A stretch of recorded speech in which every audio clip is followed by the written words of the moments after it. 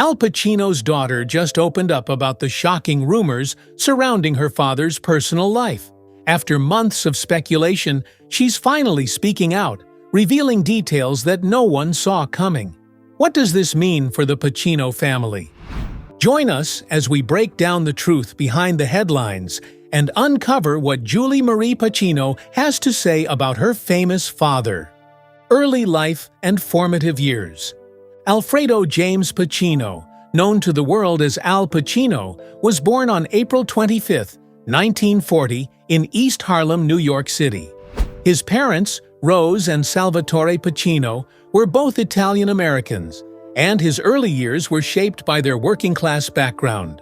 When Al was just 2 years old, his parents divorced. After the separation, his father moved to California, and young Al stayed in New York with his mother. They eventually moved to the Bronx, where Al would grow up in a tough, crowded neighborhood. He was raised by his mother and his maternal grandparents, who were originally from Sicily. Al's grandfather played an important role in his life. Though they had little money, the family was close. They lived in a small apartment, and life was far from easy. His mother, Rose, worked hard to support the family. She was deeply caring, and her love helped keep Al grounded, even when things got difficult. From a young age, Al showed signs that he was different. While other kids played sports or got into mischief, Al liked to watch movies and act out scenes in his bedroom. He had a vivid imagination and a strong desire to perform. His family nicknamed him Sonny, and that name stuck throughout his childhood. Even as a boy, he had a quiet intensity and charm that drew people to him. He later said that acting was a kind of escape for him, a way to leave behind the struggles of everyday life. As he got older, Al's teenage years became more difficult. He wasn't interested in school and had trouble focusing in class. He eventually dropped out of the High School of Performing Arts, a well-regarded school in New York that he had managed to get into. Though he had a clear talent for acting, he found it hard to fit into a traditional system. He often felt misunderstood, and this led to anger and rebellion. Al began to drift in his late teens. He took on various low-paying jobs such as messenger, janitor, and busboy, anything to make a little money. He started hanging out with friends who, like him, were trying to figure life out. He was searching for something but didn't quite know what it was. Despite these struggles, Al never gave up on acting. Even when he was sleeping on friends' couches or spending nights in local theaters to stay warm, he held on to the dream. He would perform small scenes on the street or recite monologues in parks. Eventually, Al decided to take acting seriously. Though he had left high school, he enrolled at HB Studio, a respected acting school in New York City. There, he trained under Charlie Lawton, who became a mentor and helped him believe in himself. After some time, Al applied to the legendary Actors Studio, where many of the best actors of the time had trained. He was accepted, and it became a turning point in his life. At the Actors Studio, he studied under Lee Strasberg, a famous teacher of method acting. This style of acting focused on deep emotional connection and becoming the character fully. Al embraced it completely. Strasberg would later appear with Pacino in The Godfather Part 2, but at the time, he was a mentor who saw something special in the young actor. Even after all this training, Al struggled to find acting work. For years, he performed in small theater productions and off-Broadway shows that paid very little, if anything. He sometimes went without food, and there were moments when he seriously thought about quitting. He was poor, unknown, and frustrated, but he kept going. Breaking through in the 1970s. By the early 1970s, Al Pacino had spent years struggling in small theater productions and barely making ends meet. But his persistence finally paid off when he landed his first major film role in The Panic in Needle Park. Directed by Jerry Schatzberg, the film was a gritty, realistic portrayal of heroin addiction in New York City. Pacino played Bobby, a young addict living in the Upper West Side who falls into a chaotic and painful relationship with a woman named Helen, played by Kitty Wynn. Pacino's performance was raw and honest. He didn't try to charm the audience. Instead, he showed the dark side of addiction with no filters. This kind of acting was rare in Hollywood at the time. Critics noticed his performance right away. Even though the film itself was small and didn't make a huge impact at the box office, Pacino's work stood out. Many critics said his acting felt more real than anything they had seen in years. It was the panic in Needle Park that got the attention of director Francis Ford Coppola, who was preparing to make The Godfather. That moment changed everything. When Francis Ford Coppola was casting The Godfather, a film based on Mario Puzo's best-selling novel about a powerful Italian-American crime family, he knew he wanted Al Pacino to play Michael Corleone. But the studio, Paramount Pictures, didn't agree. They wanted a bigger name, someone with a more traditional Hollywood look. Coppola had to fight hard to convince them that Pacino was the right choice. Pacino was almost fired during the first few weeks of filming. Studio executives were unhappy with his early scenes and didn't understand his quiet, slow-building performance. But Coppola stood by him, and when they shot the famous restaurant scene where Michael kills two men and quietly walks away, everything changed. That one scene showed the power of Pacino's approach. He didn't shout or overact. Instead, he used silence and stillness. It made Michael Corleone a complex and chilling character. The film was a massive success. Released in 1972, The Godfather became one of the highest-grossing films of all time and won the Academy Award for Best Picture. Pacino's role was central to the story. He took Michael from a quiet, reluctant son to a cold and calculating mafia boss. It was a performance that redefined the idea of the anti-hero in American cinema. Pacino received his first Oscar nomination for Best Supporting Actor, even though he had more screen time than Marlon Brando, who won Best Actor. That role didn't just make Pacino famous, it made him unforgettable. Almost overnight, he went from an unknown theater actor to one of the most talked-about performers in the world. After The Godfather, Pacino entered what many people call his golden decade. From 1973 to 1975, he delivered some of the most powerful performances in film history, one after another. In Serpico, he played real-life New York City police officer Frank Serpico, who stood up against corruption in the department. The role was intense and emotional. The film was a hit, and Pacino earned another Oscar nomination for Best Actor. Then came The Godfather, Part 2, widely considered one of the best sequels ever made. This time, Pacino had the full weight of the story on his shoulders. He played Michael as a man losing his soul even while protecting his empire. Many critics said he was even better than in the first film. Once again, he received an Oscar nomination, this time for Best Actor. By the end of the 1970s, Pacino had been nominated for 4 Academy Awards in just 5 years.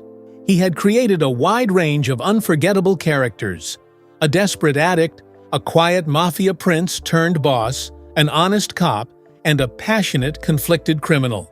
What set Pacino apart was his method-acting approach. He fully became each character, often staying in role off-camera and disappearing into the part. Directors and actors who worked with him said he was intense, serious, and deeply focused. During this time, many film lovers and critics began to call Pacino one of the best actors of his generation. He was known for taking risks, choosing bold stories, and giving everything he had to each role. He wasn't just a movie star, he was a true artist. And just when it seemed like Pacino was unstoppable, his life off-screen began to take a darker turn: struggles and substance abuse. By the end of the 1970s, Al Pacino was one of the most famous and respected actors in the world. He had received several Academy Award nominations and starred in some of the most important films of the decade. But behind all the praise and success, Pacino was struggling. Fame brought pressure, and for someone as intense and private as Pacino, it became overwhelming. He had always taken his craft seriously, often diving deeply into the emotions of his characters. After playing so many dark and demanding roles, from Michael Corleone to Sonny in Dog Day Afternoon, Pacino began to feel emotionally and mentally drained. The constant pressure to deliver another unforgettable performance took a toll on him.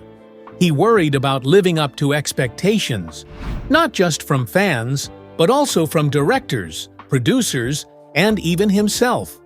On film sets, his behavior started to change. People who worked with him during this time said he became more distant and sometimes difficult to work with. He would often show signs of stress and fatigue. He still delivered strong performances, but it was clear that something was off. Pacino was carrying the weight of his fame, and it was starting to wear him down. During this difficult period, Pacino turned to alcohol and drugs to cope.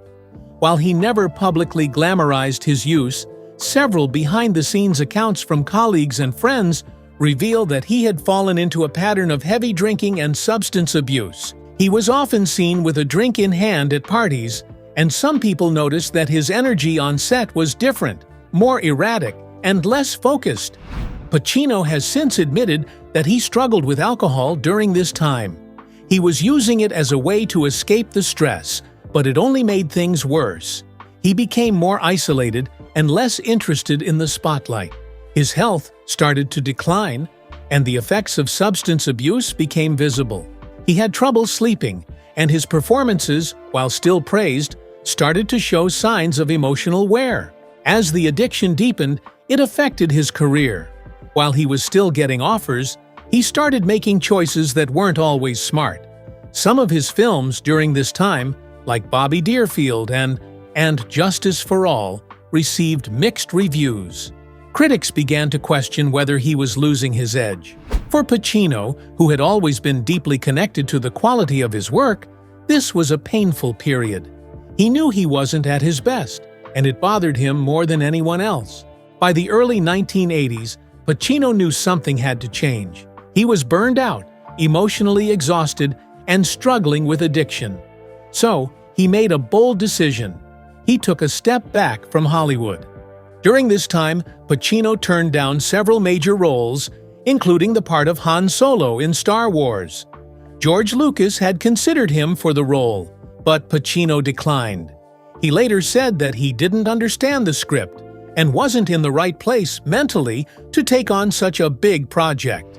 It was just one of many big opportunities he let go of during this period.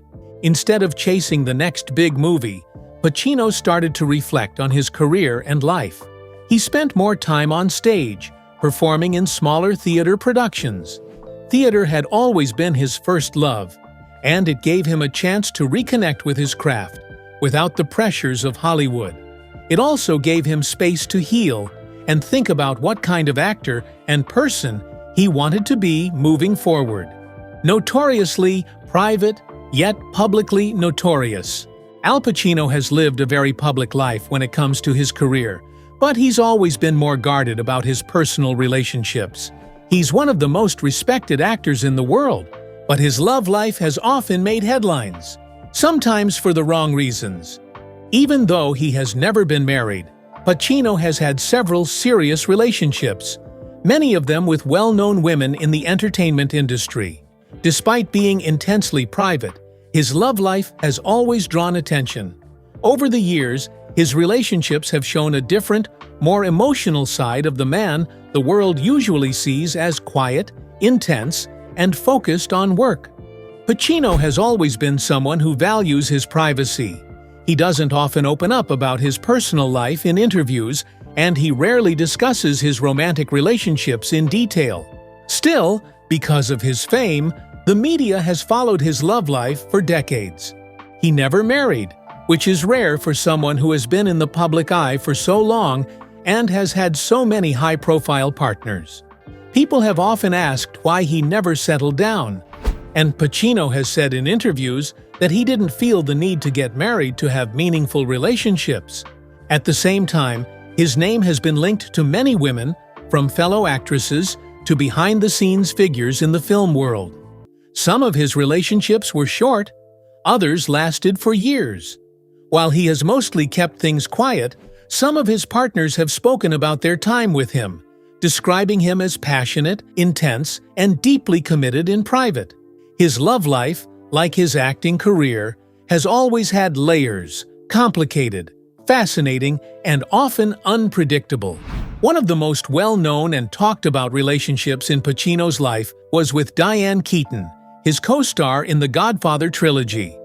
Their relationship began during the filming of those movies, and they quickly grew close. Keaton once said she fell in love with him the moment she saw him. Their relationship had ups and downs, and they eventually broke up, but they remained incredibly close over the years. Even though they didn't last as a couple, their bond stayed strong.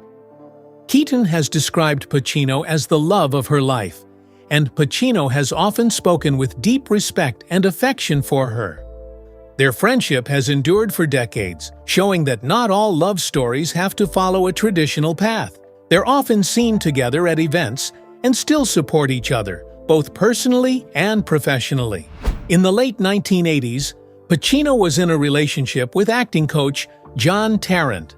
Their romance didn't last long, but it led to one of the most important roles in Pacino's life: Fatherhood.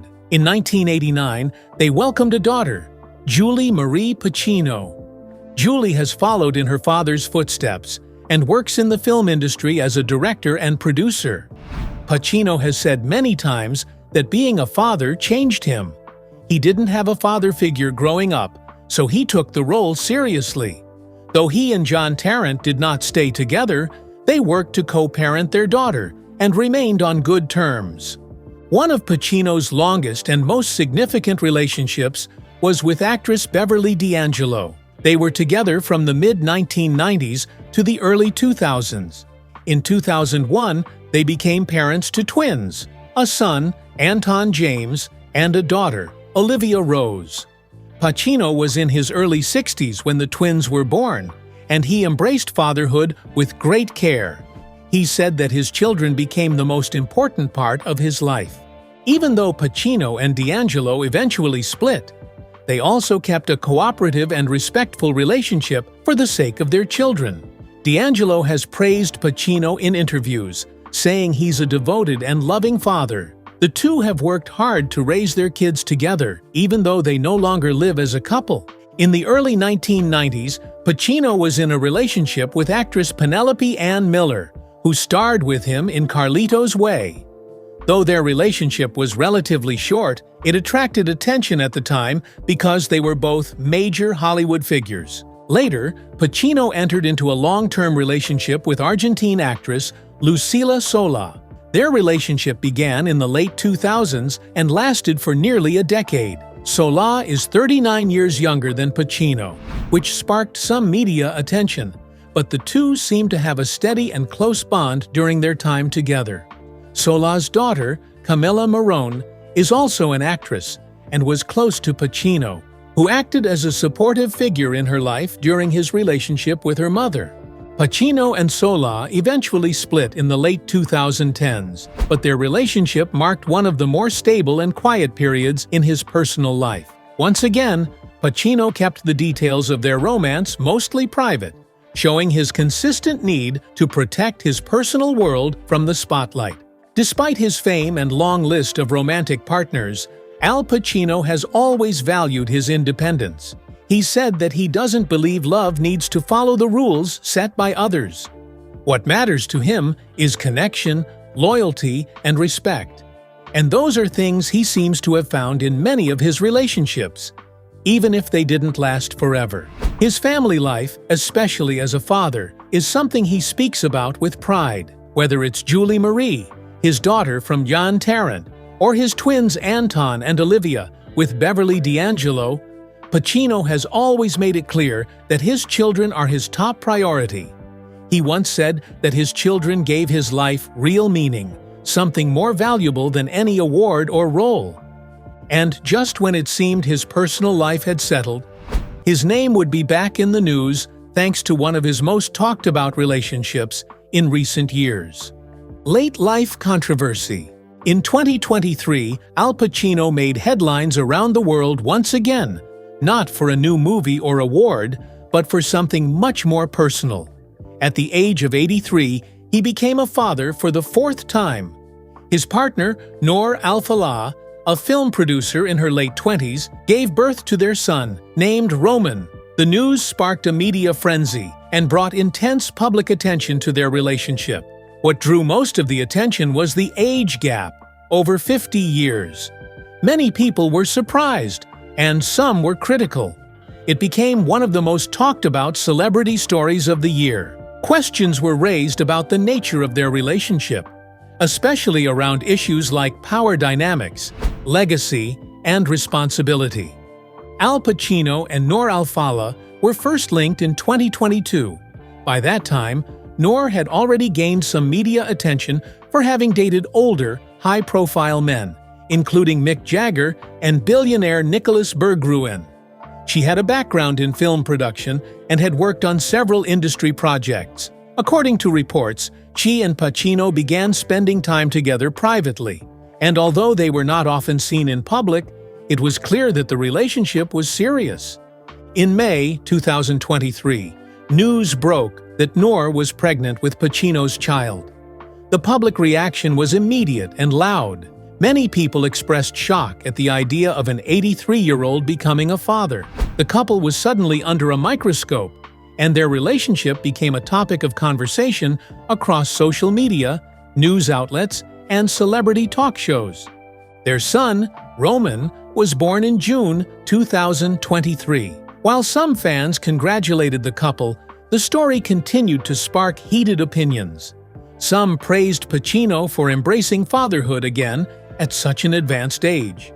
Others criticized him, saying it was irresponsible to become a father so late in life. The debate wasn't just about age, it was also about the relationship itself, especially given Noor's history and the large gap in both age and life experience. Many people questioned whether the relationship was genuine or whether it was influenced by Pacino's fame and wealth. There were also broader conversations about power and control, especially in relationships where one person holds much more influence and status than the other. These discussions were not just about Pacino and Noor, but about celebrity culture in general and how older men in Hollywood are often linked to much younger partners. Pacino, who usually avoids the spotlight when it comes to his personal life, did not say much publicly at the time.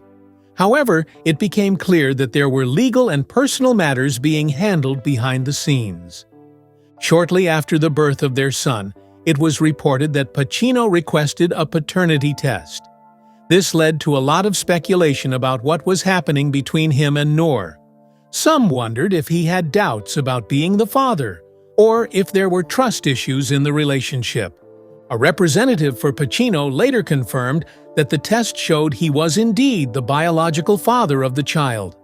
This seemed to settle some of the rumors, but it didn't stop the conversation. In fact, things became even more complicated when legal documents revealed that Noor had filed for full physical custody of the child, though she requested joint legal custody. That meant she wanted Roman to live with her full-time while still allowing Pacino to help make decisions about the child's education, health, and future. Despite the filing, sources said that the two were still on good terms. The legal agreement seemed more like a formal step to ensure everything was handled properly, especially given Pacino's age and the high-profile nature of their lives. Pacino agreed to pay for medical expenses and other child-related costs.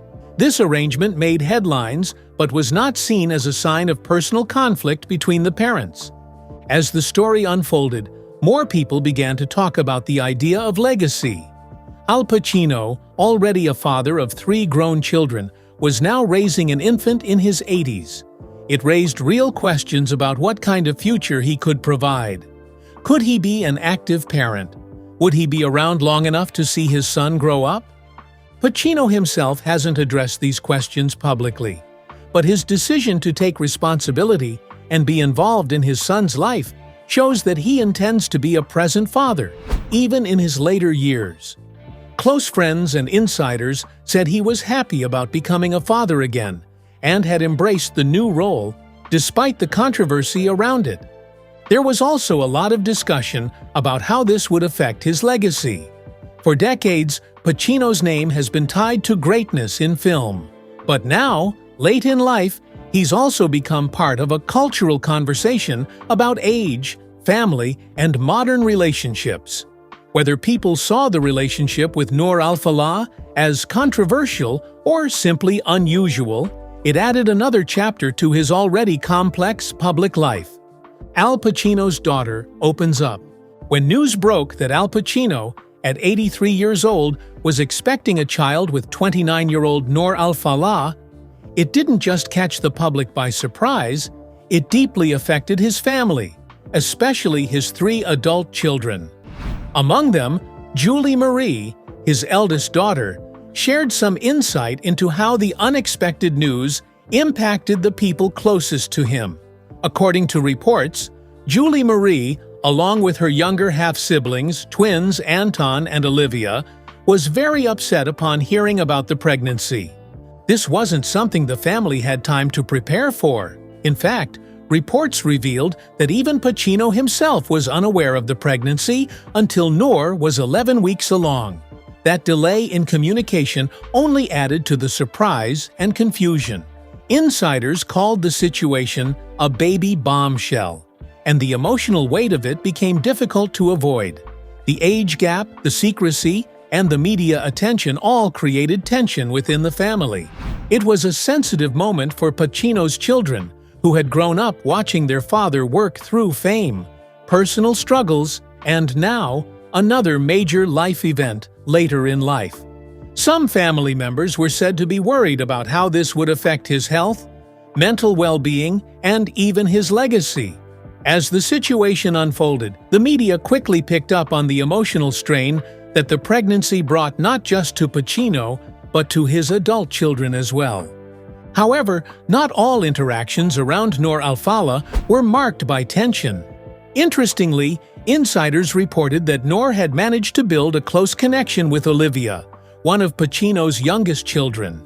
This connection didn't just happen overnight. According to sources, Noor began spending more time around Olivia during the lockdown period. People who knew the family said that Noor was frequently seen where Olivia was and that she managed to become a regular part of her life. This closeness may have played a role in how Noor later became more integrated into Pacino's personal world. Olivia's acceptance, or at least comfort, with Noor possibly helped ease some of the family discomfort, especially once the pregnancy was revealed.